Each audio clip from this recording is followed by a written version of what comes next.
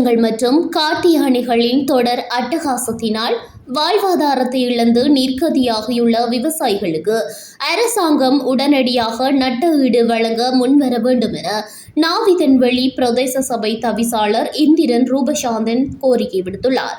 இது தொடர்பாக அவர் வெளியிட்டுள்ள விசேட ஊடக அறிக்கையில் மேலும் தெரிவிக்கப்பட்டுள்ளதாவது: மழையினால் முளைக்கும் நெல்மணிகள் நாட்டின் முதுகெலும்பாக திகழும் விவசாயத்துறை இன்று பெரும் சிதைவை சந்தித்துள்ளது.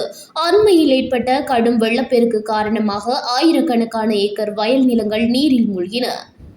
பெரும் சிரமத்திற்கு மத்தியில் அறுவடை செய்யப்பட்டு உலர்த்துவதற்காக வைக்கப்பட்டிருந்த நெல் மூட்டைகள் கடந்த 10 நாட்களாக தொடர்ந்து பெய்து வரும் தித்வா புயல் மற்றும் பருவப்பெயர்ச்சி மழையினால் தற்போது முளைக்க தொடங்கியுள்ளன.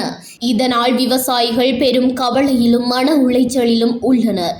தனியார் ஆலைகளின் விலை சுரண்டல், மறுபுறம் நெல் கொள்வனவில் தனியார் அரிசி ஆலை உரிமையாளர்கள் விவசாயிகளை திட்டமிட்டு சுரண்டி வருகின்றனர்.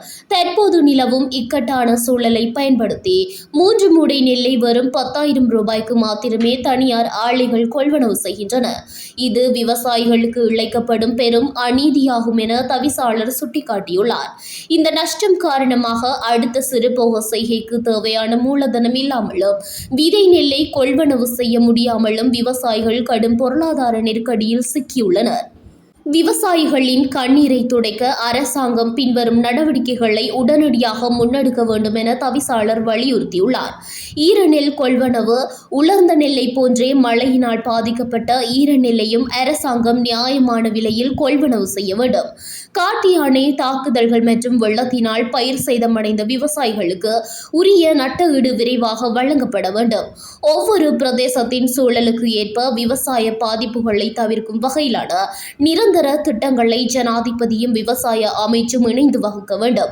நாட்டின் உணவு உற்பத்திக்கு முதுகெலும்பாக இருக்கும் விவசாயிகளின் வாழ்வாதாரத்தை பாதுகாப்பது அரசாங்கத்தின் தலையாய கடமையாகும் என அந்த அறிக்கையில் தவிசாளர் இந்திரன் ரூபசாந்தன் மேலும் குறிப்பிட்டுள்ளார்.